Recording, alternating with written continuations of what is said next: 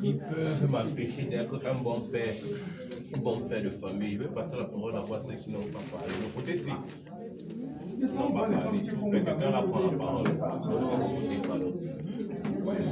ça,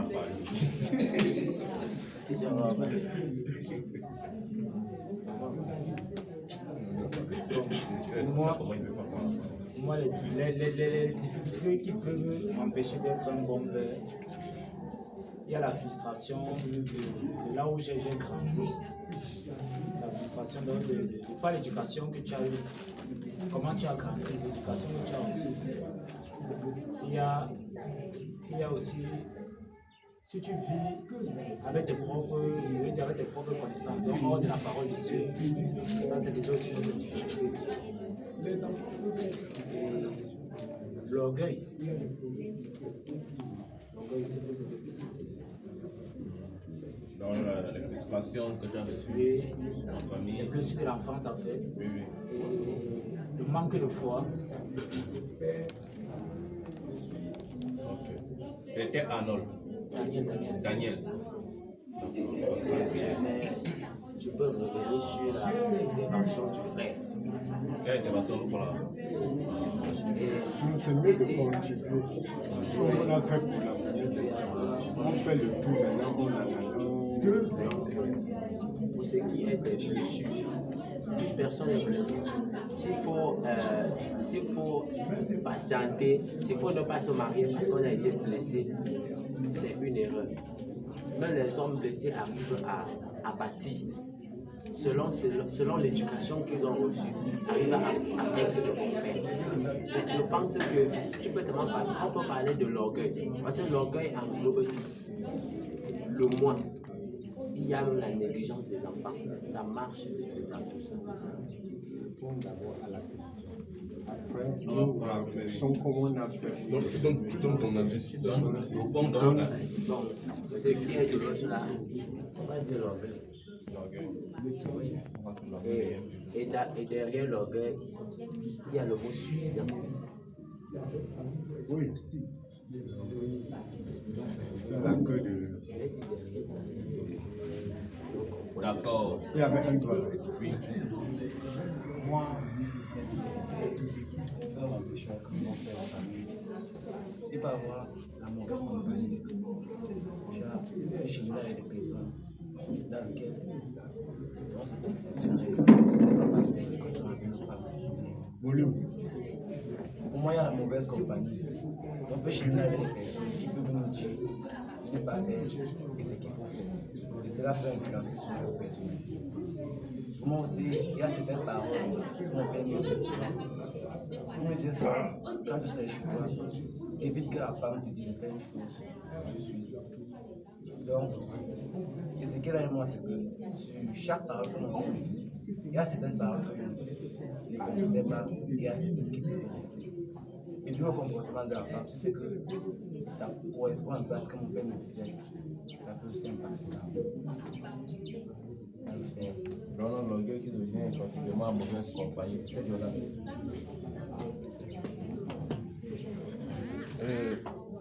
Pour ma contribution à la deuxième question,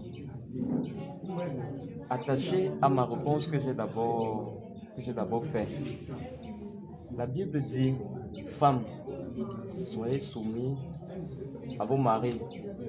Maris, aimez vos femmes.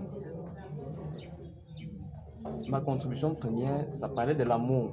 Ce sont des points où déjà pour ce moment, à ce stade-ci, je m'appuie dessus. Donc déjà, si la femme est soumise, vraiment je ne vois pas ce qui peut empiéter un homme d'être un bon père de famille. Parce que si le Seigneur a mentionné, a appuyé... La question ne s'adresse pas à autre personne que toi. Non, ne mets pas la condition. Bon, là, c'est pour ma part. Voilà, si la condition, c'est que ça peut être une difficulté pour moi. Dire qu'une femme insoumise peut être une difficulté pour moi. Voilà, c'est bon comme ça. C'est dans ce sens que je veux.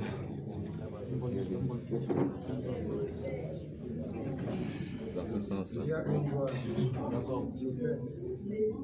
Oui, merci. Je pense que de façon générale, ce qui peut empêcher un homme d'être un bon père de famille, c'est un peu tout ce qui représente les défauts. La méchanceté, l'égoïsme, l'oisiveté, la paresse, la négligence,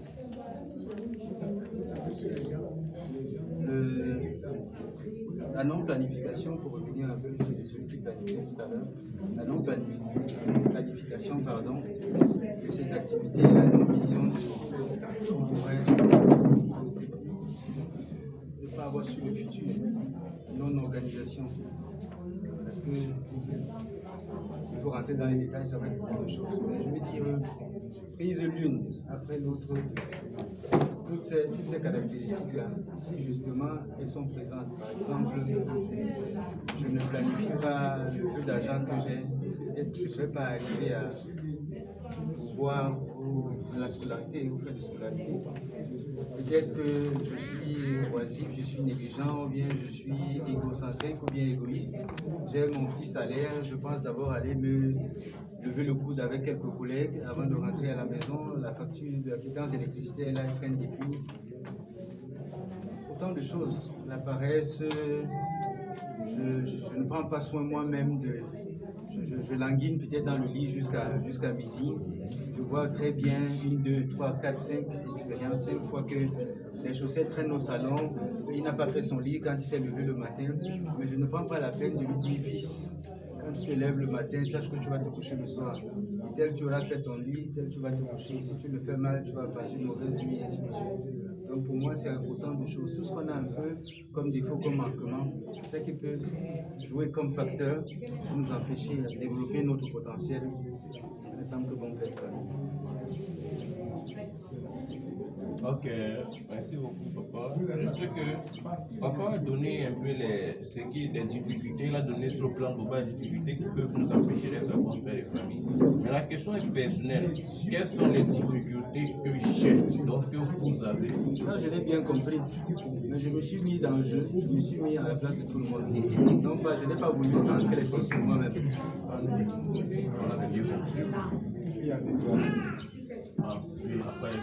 Bon, pour me présenter, je m'appelle Thio. Le prénom c'est Junior. Bon, toutes les choses qui m'empêchent d'être un bon père de famille, c'est le stress. Parce que quand tu es stressé, tu es incapable de travailler. Tes enfants te demandent quelque chose et tu n'as pas envie de les donner. Et quand tu as le stress, tu peux avoir la crise cardiaque, tu n'as pas... Tu peux avoir la crise cardiaque. Par exemple, ta femme te demande de laver les choses, tu ne veux pas parce que tu es chaud à laver, tu n'as pas envie de travailler. Et ça t'empêche d'être un bon père de famille. Ça m'arrive souvent. Tu es marié.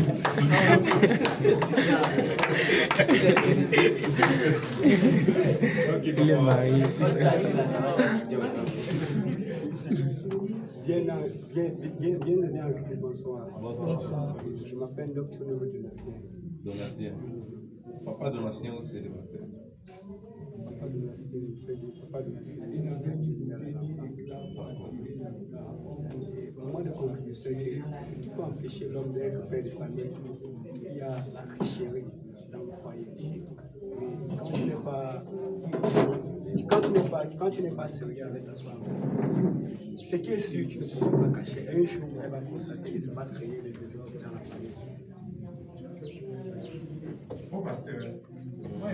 D'accord.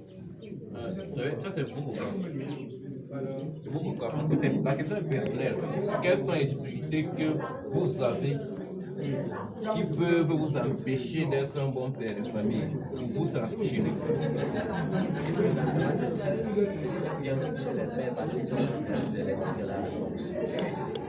les hommes mariés ont les éléments de la raison. Ok. Je ne sais pas s'il veut prendre la question bien. Ouais, mais c'est que je crains, c'est ça, non? C'est que quelqu'un m'empêche d'être mon père de famille, non? C'est ça, non? Moi, je pense que moi, l'élément fondamental, c'est de faire une bonne relation avec Dieu. Moi, je pense que le fondamental, c'est ça. Tant que j'ai une bonne relation avec Dieu, selon moi, c'est impossible que je ne sois pas un bon père de famille. Si avec Dieu, j'ai toujours tort. Parce que je crois que c'était hier ou avant-hier qu'on disait que l'épanouissement vient d'abord dans son intimité avec Dieu, avant de se manifester avec sa femme, il reste avec des enfants. Donc, selon moi, si tant que je suis en bon terme avec Dieu, automatiquement je serai en bon terme avec ma femme, je serai un bon père de famille. Tant que lorsqu'il me dit fais ça, je le fais. Si ma femme me fait un reproche, parce que Dieu veut qu'on soit en bon accord avec tout le monde, je suis obéissant avec Dieu. Je crois pour moi, je vais venir seul. La mauvaise relation avec Dieu peut être un obstacle pour